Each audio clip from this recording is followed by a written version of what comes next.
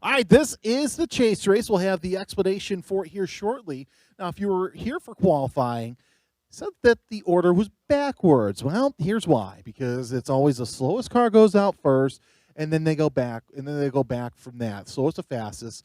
This is one of those ones where it's actually all Spec Miatas. So rolling out first will be Mark Stadolski, then Bob Reisinger, who is in a very, very fast Miata.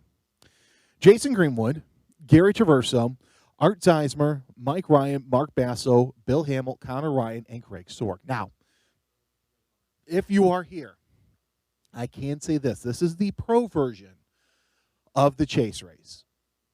There is a sportsman class that also runs. They finished their season yesterday. And as Jordan and I talked about in qualifying, this is a series where a lot of drivers, they get their start because you get the track time. You get the time to learn how the car is. You can push yourself because it's not necessarily you against other drivers. It's you against yourself. And it's you against the clock, too. Let's put it that way. You know, remember, these guys have it to where their clocks or their, I should say, aim dash system or whatever they have in front of them is basically blocked. You can't see what your lap time is, so that way you can't be as consistent. It's all based on your driving aspect. So wherever you drive in qualifying, you have to drive to this exact same standard of what you did because you can't break that 2-second barrier of breaking out. Now, the interesting thing about this is that I'm noticing with this aerial shot is, here's another thing, too. These drivers, for the first, are doing something different that they normally don't do, and they only do it on festival weekends, and that is a pace lap. They normally don't do pace laps when it comes to chase race. They come straight from the grid, straight onto the pit lane, and they just go from there. So these guys are able to do actually a reconnaissance laps a little bit. You see some guys weaving back and forth, trying to maybe generate a little bit of tire temp. Normally you don't get able to do that. It's just straight on cold turkey tires. So in this case, but they're also getting the chance to see the track. I was just looking from the overhead shots. We're starting to see some dry spots here. So it's going to be even more of a pain game for these guys to have to drive to the standard of what they did in qualifying to not be able to break out, but at the same time, the track's going to get faster. The track's going to feel a lot more grippier. Some of these guys actually are doing a Spec Miata race a little bit later, might be using this as extra practice time potentially to see what they could do. So in this case, you know, you're trying to see what the track is like, but you just can't try to break out either. Otherwise, you're going to affect yourself and get yourself more of a penalty. And there is a tight points battle, too. We'll talk about that throughout the race. And, of course, we want to thank our sponsors for this, at least this race. Hamill Dental is a sponsor for the Chase Pro race, as Bill Hamill mentioned that he's going to be in the field right now. Yeah, he's third to last, so we'll see what he can do as the field working their way down the back straightaway. Fantastic camera work from our drones, and really great camera work as well from our manned cameras out on the circuit. And documenting how the racing is. And what's interesting, too, Jordan, here's what I'm finding interesting. Normally we have great light this time of day, but because of the darker cloud cover, it's a little darker, a little more eerie out there. Yeah, and that's going to kind of make the Spec Miata race a little bit later this evening a little bit more interesting as the conditions are going to get a little bit lower. We might have a little bit more rain that potentially could be coming down in, so the track conditions are also going to change as well again. The track conditions are changing all day. We all know that, but the lighting is going to be a little bit more different. The track's going to get a little bit more darker, and it's going to make visibility a lot harder to be able to see. So apex curves right now you may not be able to see. Maybe as we get later to the night or into the evening hours, they might be a little bit tougher to see as we go later on. And the darker it gets even darker in areas like 13, turn 3. And that's where, and it's interesting too, because at those areas as well, you're getting ready to set up for the next corner. So that's going to make things interesting for the Spec Miata race. And for you, it's going to be interesting because now you've got to sit here, you're watching this, and you've got to think, I mean, you know as well you're getting more light on the camera from the camera, but you're also thinking as well, am I going to go with a darker visor or a lighter visor for Radical Cup? Yeah, it makes the call a little bit more interesting, but, in this state of mind, I think that call has kind of already been made and already been pre-judgment. So whatever I'm going to go with, whether it's dark or clear visor, the bed's already been made, and we have to go with that call anyway. But nonetheless, we look over here on the camera, looking over towards turn 16, 17, it looks like a little bit more of a haze. I think that might be more rain that's actually coming into the camera lens and coming into view here, as we might be able to see some of the rain that's actually kind of coming across from left to right. So the track as well, we're going to probably pick up some dew points. There you go. There's a good shot of it. I'll let rain on the lens camera here. So we can see more rain is starting to fall a little bit over on the north side of the circuit. And that's the biggest thing. With the track being 3.5 miles long, it could be raining on the north side. It could be dry on the south side. So it takes to the effect that you could be dry in one area, it could be wet in another. And we've seen that over the years as well, where it's raining at turn 8 and it's doing nothing at turn 16. So it's entirely possible. Of course, we get rain. The weather system's coming off of Lake Michigan, and if you've lived in the Chicago area any part of your life, you know that the Lake Michigan can be fickle. So we'll see what happens. It doesn't look. It looks like that things could be getting better, but regardless, this is going to be an interesting. It's going to be interesting because as you're seeing different conditions than we saw in the chase race qualifying, and because of that, we might see more breakouts. We might see less breakouts. Anything can happen as the field makes their way onto the pit road, and they will stop just before they'll stop just before the start finish line. And of course, we've got about 3 minutes till the whole field goes out. So there is a starter on the ground. That's our chief steward, Mike Ritter. He has a certain he has a sheet like we have right now that has a certain amount of gap time that's already predetermined from a computer program. So what happens is you can put in the qualifying times. It'll automatically calculate your gap times. So once the field is set, we'll have Mark Sadolski come off first. Then 3 seconds later, Bob Reisinger will come off second. And then it's another 40 seconds between he and Jason Greenwood. So if you're that driver, and now we have the start of our chase race as Mark Sadolski has been released. Here comes Bob Reisinger, the number 99. Connor Willis racing Miata. And now Bob Greenwood has to sit and wait 40 seconds. What does that do? I'm sorry, 37.2 seconds. What does that do? It's a lot of time. And when you're sitting there on the grid, you're seeing 40 seconds go by and you're seeing your competitors take off at a distance. You're like, how the heck am I going to make up all this gap and all this time when you gave them such an advantage? Like, there is no way you're thinking you're going to catch up to them. Well, over 3.5 miles and 6 laps. By the time you come around 2 to go, you start to see them in your sights, and you're like, oh, I got a chance, and I got a shot to go catch them. As we now hear that Jason Greenwood is off and away, so the third car in line is gone. Gary Traverso will be the next one to go in about a minute time. And sometimes you have drivers who are separated by tenths of seconds. So it's like, you go. And that's tough for somebody starting there. And now we've got to wait another 9 seconds for Art Zeismer. 3, 2, 1, and then Zeismer is off. Behind him is Mike Ryan. So Mike Ryan, he's got to wait another 25 seconds. And Ryan's a quick driver, too. So, and of course, the whole goal is for these cars to come across the line 10 wide.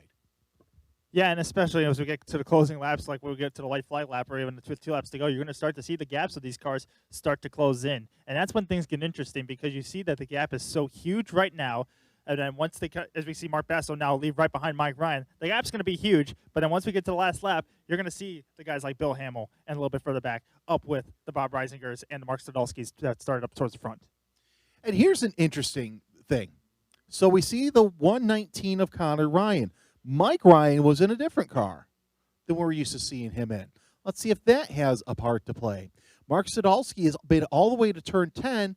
Meanwhile, 2 of his competitors have not left the track yet. So, again, once we get all cars onto the circuit, we will have our chief steward, Mike Ritter, kind of explaining these races as we have him holding Connor Ryan, who, by the way, has to wait 56 seconds. So that car is sitting there, not getting any cool air. And there is Greg Sorg. Now, Sorg had an incident that ended qualifying early. We'll see if that car, and this is the first time that car has been on track at speed since that incident in turn number 16. Yeah, so now as we wait on Mike Ryan right now, it's just waiting for him to kind of get the green to go. Greg Ritter, the chief steward, gives him the signal, and Connor Ryan is away. We now wait about 16 more seconds till Greg Sorg is let loose. Meanwhile, Mark Sadolski is all the way in turn number 15 on the North Circuit. So Greg Sorg almost going to be about a whole lap behind by the time he gets going, and he's got to go chase him down. As Greg Sorg is away, the last car is underway. As told, it was Mikolos who had the issue there in turn number 16. Oh, here's Mike Ritter explaining the nuances of the chase race.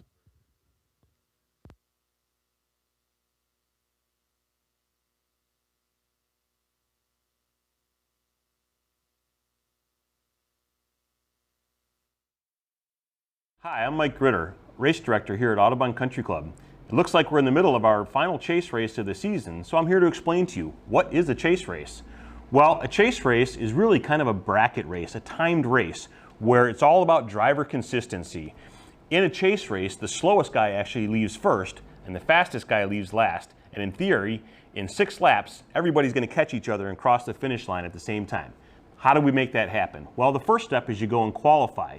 When you go out and qualify, you want to do a time that you can repeat time and time again, not necessarily the fastest you can possibly go. We're going to take that qualifying time, and that's going to determine how you're going to line up for the race. When the grid people line you up for the race, they're going to let you know if you've got a big gap behind you or in front of you to the other cars. So for example, if the car in front of you is leaving 30 seconds in front of you, they're going to let you know so you can be ready when it's time when your time comes.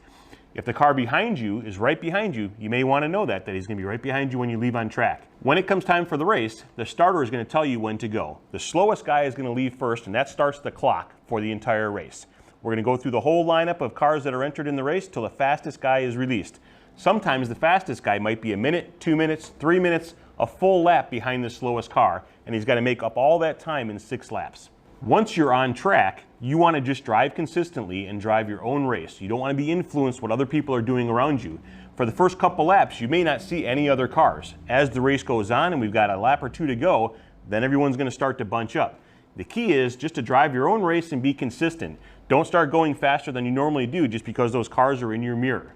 An important part of a chase race is the breakouts. What's a breakout? Well, we take your qualifying time and you're allowed to go 2 seconds faster than you qualified. If you go more than that, it's called a breakout. We look at each individual lap of the race, and for each breakout, you get a time penalty added to your total race time. So for example, if you break out 1 time, you have 5 seconds added to your total race time.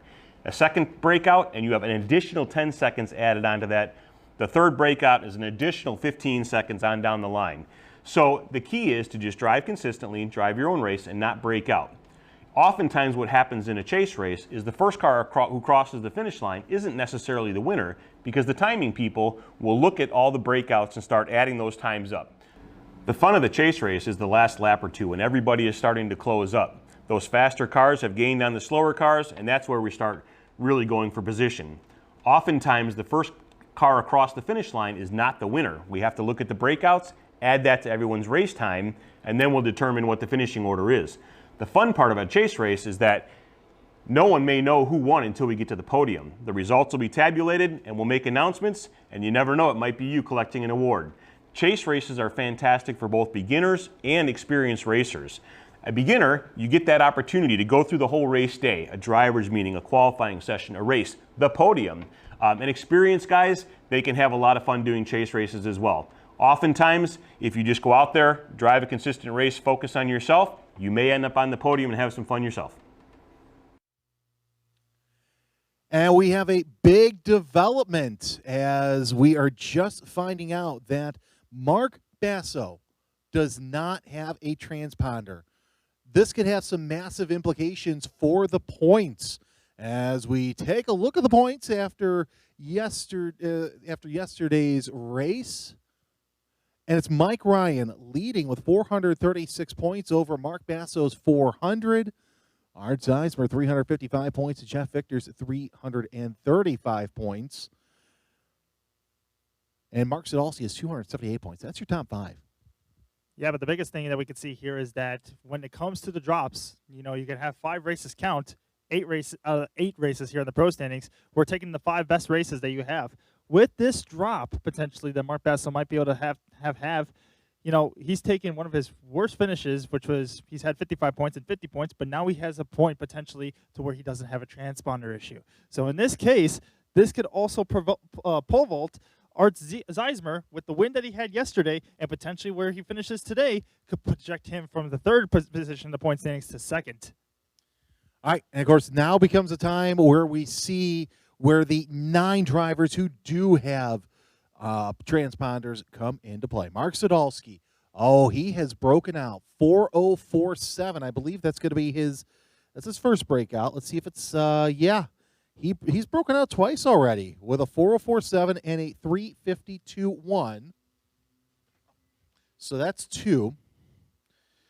So what that will mean right now, going to have to add on several seconds.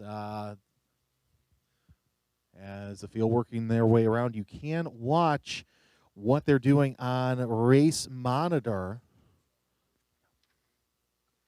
as that's at least a 15-second add-on to this, as drivers are going to be breaking out because of the weather. So it's going to be, Jordan, I think it's going to be a point of who has the least breakouts. So this happened again yesterday. We saw it last night in the chase race where Art Zeismer was the one who basically ran the best race he could have by not breaking out once, because he drove the exact same way he did in qualifying. This racetrack is going to do almost the exact same thing, where it's drying out. It's going to get faster. People are going to drive the track a little bit harder. But you have to keep in mind, because the track is drying, doesn't mean you have to drive harder. Remember, it's not whoever crosses the line first. It's whoever can stay within their time frame the best. And that's the case. If Art or anybody else runs the exact same way that they did in qualifying, they're going to be in the best shape here. So multiple drivers potentially going to break out. We actually had the most breakouts in lap time yesterday during the race. So could we be challenging that again here today? Or could we be seeing other people with different strategies learning from yesterday and potentially taking a little bit more conservative here as the race goes on? No, to say the least, no. Well, Connor Ryan hasn't broken out. He's the only one right now. Greg Sorg, yeah, he's broken out. So Connor Ryan, only one the transponder hasn't broken out. In theory, Mark Basso hasn't broken out either. It is on the track, Sadalski, Reisinger, and Jason Greenwood, your top three. Across the line comes Connor Ryan. Actually, Greg Sorg comes across the line. Yeah, he's broken up by 10 seconds. Let's see here. Connor Ryan, 38. Yeah, he just broke out. So basically, we can say everybody's broken out at least once. Connor Ryan with one breakout. Sadalski, Reisinger, Greenwood, Traverso, Zeismer, Ryan, Mike Ryan, that is, Bill Hamilton, Greg Sorg, all with two breakouts. Two breakouts.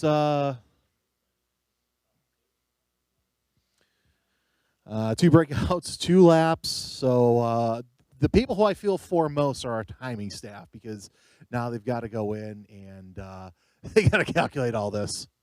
Well, that was one thing we saw yesterday, was that some guys just didn't even care about the breakouts, and they just went, all the way as they like 100% just to see where they could finish up. And you saw guys like Jim Dvorak, who came from half the way to the field, made their way up to the front, past Bill Hamill, I'd say, with like 2 laps to go, and next thing you know was like half a lap ahead of everybody else. So you have some guys who are taking it seriously, some guys who are just out here having some fun. But in the meantime, as well, as we see the conditions are still getting faster, the lap times are still coming down too. Greg Sorg ran a 2:28 is his fastest lap. So as we continue to go on, we see some people down there and over and by the entrance of South Entrance. Give us a wave. Hi, people. Hi, guys. Oh, we see you laughing over there. But nonetheless, with the racing action that's been happening out here, we had Greg Sorg, who's now the last car is supposed to be in our chase race, is starting to make his way back up towards the front, and we're starting to see the track get even more drier. I'm seeing more and more dry spots here. So as this race goes on, what happens to the latter part of our races? Are we going to see some radicals go on slicks? Are we going to see some Miatas go on slicks? Is it going to be completely dry by the time the Miata race happens? All these questions are going to be answered within the next couple hours. And, I'm going to get a text from a certain parent, and they're going to say, Jordan got an advantage for this race because he got to see how the track conditions were drying. And I'm just going to text him and say, well, you know what to do. You know how to you know how to change that. If you want to know my game plan, I'm going on wet tires. Sadalski with another breakout. That's 3. He can run no faster than a 4:08.6 before he breaks out. Reisinger with a 4:04.6. Yeah, he broke out as well. He can do no better than a 4:08.1. As we see some battles there. That's Ryan in the 2:20 and the 23 of Basso. Greenwood across the line. He ran a 4:04.6, and he did not break out. So he actually is stuck at 2 breakouts, and that could be a difference right there.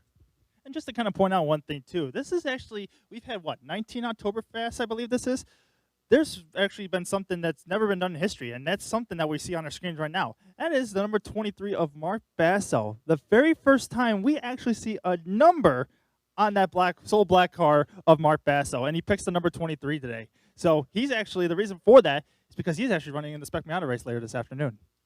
That's interesting. I do remember, though, at one point he did run 0 as well. So, but yeah, no, that's going to be interesting to see Mark Basso in the Spec Miata race later today. Mike Ryan, yeah, he's broken out again. Bill Hamill, 44. Yeah, he broke out as well. And then Connor Ryan. Yep, that's a breakout. Greg Sork. Oh, that's a breakout. Let me put it to you this way. Greg Sork can run no faster at 3:38.7. He just ran a 3:25 too. So he's just going for broke. Yeah, I mean, yeah, exactly. Our wonderful video staff says, well, you shouldn't be breaking out. Yes, you shouldn't be breaking out, but it's a racer. Jordan, what happens when racers put their helmet on? You go as fast as you possibly can. That's plain and simple. You just try to drive as fast as you can on the racetrack. No one wants to go on a racetrack and just go around here at pace car speed if we all want to do that. If we wanted to do that, we'll just take our cars on the highway. Wait. Drivers do pace car speeds on the highway? You're hilarious. I can tell you, never mind. I'm not going to say it because somebody's going to be listening. 3 laps in. We'll get the, 3 laps in, 3 to go. It's Sadalski, Reisinger, and Greenwood, 1, 2, 3 on the track. But again, we still got to dole out penalties. So we won't know the official results of this race and of the championship until the podium ceremony later tonight. So definitely hang around. We'll have those for you later.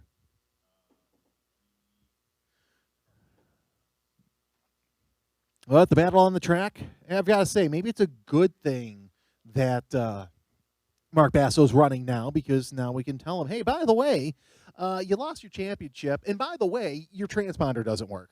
But on the bright side, you're the only one who didn't break out. So, coming to the exit standard, in this case, Mark Basso, unfortunately, in this case, he's going to be without a transponder. But you never know what kind of lap time he ran. He could have been ran fast as Mike Ryan in front of him. But we'll never know. Well, as I like to say, 6 in one, half dozen the other. You got to take the good with the bad.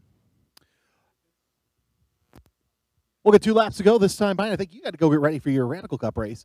So we'll have Jordan there in just a little bit, and I'll be flying as solo as I can as the field working their way around. And now we're starting to see the spirit of the chase race take hold. The Greenwood actually going slow going into turn number 16, so maybe he knows something we don't. Well, I think this is also just the fact that we're getting closer and closer towards the end of the chase race, and the faster guys that started a little bit later towards the back are starting to make their way up towards the front. As we can see, there's Bob Rieslinger up in the front. He was the second car that left, then Mark Stadolski, but we see Jason Greenwood starting to catch him, and then we see the rest of the competitors behind him. We see Brian Helmenthaler. We see Gary Traverso, Art Zeismer, Mike Ryan, Mark Basso. Everybody is now starting to come into contact with each other, so we're now starting to see everyone get closer and closer, and a race now start to pan out. And now, and like I said, the goal is for all 10 cars to finish side by side. If that happened, we just have so much bent up guardrail and everything. I mean, it's possible to happen with the Miatas, actually. So regardless, 2 laps to go. Here we go. Sadolski broke out. Reisinger. Yeah. No, he did not break out. 4:08.4. He can do no better than 4:08.1. Greenwood 4:07. Yeah, he knows something. I think he knows something. Well, I just noticed there, Greenwood, as he came across the line, just put the brakes on the car and came to, just took out the speed out. So he's been quick everywhere else, but he kills the momentum coming across the line just to save the lap time here. So interesting strategy by Jason Greenwood that we're seeing develop in front of us. You don't think he's listening, do you? No, he doesn't have a radio in the car. He doesn't have the live stream going, right? Hey, Jason, if you can hear us. Funny story. When I used to do NASA years ago, I actually had a driver come up to me and go, yeah, so I throw the PA on when I'm at the racetrack, and I just listen to you do play-by-play. So there's a battle right there for position as well. So really, it's not uncommon. So Jason, if you're listening to me, stop it. Stop it. Here comes 15 of Zeismer, the 220 of Ryan, the 23 of Basso, and looks like also the 72 of Gary Traverso making their way, everybody making their 4th lap around. Yeah, you can start to see the speed difference between everybody else. As you can see, the number 71 of Greg Sorg coming out to the back bumper of Bill Hamill in the number 9, but we're also closing in on everybody else. So in this case in point, Greg Sorg might be thinking, I called all these guys up too quick. We can see over in turn number 10 right now. That's the 83 of Mark Stadolski. Everybody else is over in turn number 7. So who's the outlier here, and who's the one really on task? I think now that everybody's starting to see everybody, now we're going to start to see drivers tiptoe around. And the interesting thing is here comes the mind games. Are you going to see seeing drivers tiptoe because they know they're on pace? Are you going to start to see drivers hit the gas and pass everybody because they know they got to win the race? And this is where all the mind games come into play, as we're seeing a whole train of cars now, basically a whole field almost on the back straightaway, heading down towards turn number 11. It's going to be pandemonium over into turn number 11. You know what it reminds me of? It reminds me of F1. Up there goes a 15 of Art Zeismer saying, yeah, you know what? Whatever happens, happens. Sorg is trying to hold everybody up 3 wide as they go into turn number 11. This is why chase racing is so fun, because of the mind games. This is thinking man's racing. This is turning into a pack race, as we can see right now. Who's going to keep up with what? Is Sorg going to just bypass everybody, go on his merry way, or is he going to wait and hold the rest of the field at bay? Zeismer is going to go chasing after Greg Sorg. The rest of the two, Mike Ryan and Mark Basso, going after the two. Sorg hits the brakes early. So does Zeismer. Everybody else hitting the brakes early. No one's wanting to take the lead. It's the race who wants to lose. Everyone wants to lose in this race. So here's interesting what I have on my paper. Sadalski, he's well out in front. He's got 4 breakouts. Reisinger has 3. Greenwood has 2. Traverso has 3. Zeismer with 4. Same with Ryan. Basso doesn't have a transponder. Hamill has 4. Connor Ryan has 2. And Greg Sorg has 4. So this is going to be an interesting finish at the end to see who's going to finish where. Well, you got to look at the breakouts in this case, and let's see. The guys who have 2, you're looking at Jason Greenwood and Connor Ryan. Basically, since they're there with the rest of the pack, they could potentially be your provisional leaders. So the race is technically between them 2, potentially. Jason Greenwood is all the way in the back. Connor Ryan, in this case, is even further back. He's fallen off the pace in this case, in this situation, but has Jason Greenwood also broken out because the rest of the field has encouraged him to want to pick up the pace? This is something that you have to kind of keep in mindful for yourself. As the field now is going to come around the final couple of corners, they're going to receive the white flag this time, and they're all going to wonder, we got 1 more lap to go, and we're passing everybody with 2 to go. Hey, Sadalski didn't break out this past time by. He can do no matter but the 408.6, a 410 flat out of Sadalski. 1 lap to go. Greg Sorg. Yeah, he broke out again. Sorry, Greg. And then, yeah, now we're going to start to see everybody bunch up. White flag is out. 1 lap to go. Jordan, before you go, I'm going to have you talk a little bit more about strategy, what the mind games are, how you're using your mirrors, how you're not supposed to be using your lap timer, and moving along here as I try and calculate the breakouts. Well, in this case, it's basically a race against yourself. Everyone knows what they qualified. They got to run the exact same way that they did in qualifying, if not maybe a little bit faster, because you're given your 2-second leeway buffer. But in this case, everyone's kind of gone for broke because they know what the lap time is, and they've all been able to just, because the track has dried up so much, they've given a lot more grip. It's hard to be able to judge what your lap time is at this point in stage because you can't really see it. So everyone right now has kind of been passing each other, has been kind of running their own pace. As you see Greg Sorg now go past Mark Sadalski. Sadalski is actually coming back to the rest of the field, and the rest of the field is actually catching Sadalski. So the cat and mouse games are continuing to play as we continue on with this race here on the final lap going into turn number 5. And we start to hear Radical Cup cars go to the grid. So Radical Cup drivers start making their way to the grid. Hopefully there's more of you. I hope so. And I'm calculating a lot of breakouts here. Yeah, Greenwood, 409.5. I know that he does a lot of vintage drag racing in his Top Fuel Dragster. He does a lot of, he's been, dabbling around in National. Oh, there goes Sadalski. We've just lost the overall lead. So he's just deciding, you know what, I've broke out enough as it is. Right now, Greenwood is the driver with the least amount of breakouts in this session. And I've got to say this, does that come down to knowing what the car feels like? Because he races here. He races in Radical Cup. He races in SCCA. He races, does drag racing as well. But you look at a guy like Mark Sadalski or even a Greg Sorg who's broken out now, let's say 5 times. That's 2 minutes and 35 seconds to his 5th defense. He's maybe thinking, you know what, I've broken out. I just got to drive just drive as hard as I can and get as much of a gap as I can so that way I limit myself my damage, in this case. Greenwood's still falling back off the pace. If you drive now as hard as you can and potentially get another breakout, that potentially could elevate your spots if you drive as fast as you can. But the penalty may come back to bite you at the end of the day. Well, drivers making their way down onto the back part of the circuit on the North Circuit. It'll be interesting to see if Greenwood can actually win this race, but we won't know who wins this race until later on today. Looks like we might have a battle for the unofficial lead. between the 23 and the 320, the 220, I should say. That is between Mike Ryan and Mark Basso. Basso with a little bit of a wiggle as Jordan gets ready for his race here shortly. And our eyes are on the straightaway. And that's actually going to be Sorg here as your leader. He'll get the twin checkers as Greg Sorg unofficially comes across the line first in this chase race. Second, unofficially, will go to Mark Basso.